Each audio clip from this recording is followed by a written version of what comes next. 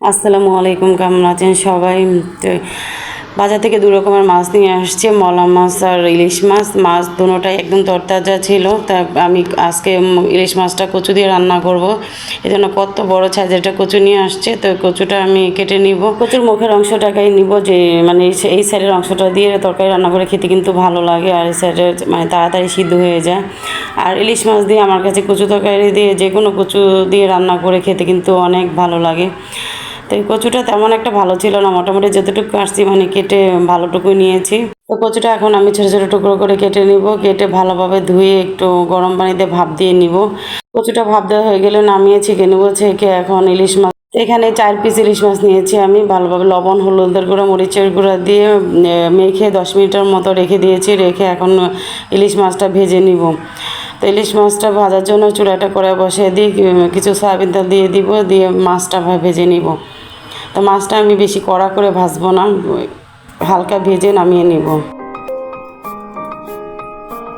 তো মাছটা ভাজা হয়ে গেলে নামিয়ে এই চুলায় আমি রান্নাটা বসিয়ে দিব।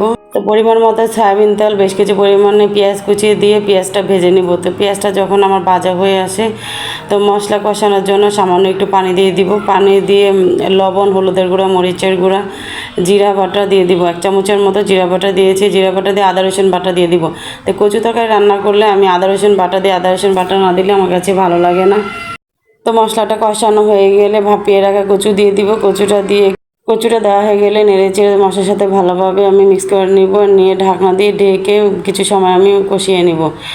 তো ঢাকনা নামিয়ে পর্যায়ে আমার কষানো ভালো মতো, কচুটা কষানো হয়ে গেলে পরিমাণ মতো ঝোলের পানি দিয়ে দিব। তো ঝোলের পানি দেওয়া হয়ে গেলে একটু নেড়ে দিব। নেড়ে দিয়ে ঢাকনা দিয়ে ঢেকে দিব বলক আসা পর্যন্ত। তো ঢাকনা বলক যখন চলে আসে, ঢাকনা নামিয়ে একটু নেড়ে দিব। তো ভালোভাবে আমার কচুটা সিদ্ধ হয়ে গিয়েছে। তো ভেজে রাখা আমি মাছগুলো দিয়ে দিব।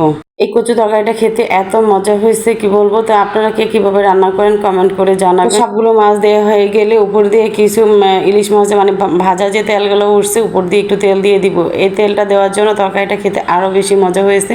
আর একটু তেল রেখে দিব। এই ইলিশ মাছ তেলের ভাজাটা দিয়ে আমার কাছে শুকনো মরিচ দিয়ে গরম ভাত মেখে খেতে অসাধারণ লাগে। তা আমার কচুর তরকারিটা রান্না করা হয়ে গিয়েছে। আমি একটা বাটিতে বেড়ে নিয়েছি। দেখেন কালারটা কতটা লোভনীয় হয়েছে, দেখতে যতটা সুন্দর হয়েছে, খেতে কিন্তু অনেক মজা হয়েছে। তো আমার রেসিপিটা ভালো লাগলে কমেন্ট করে জানাবেন।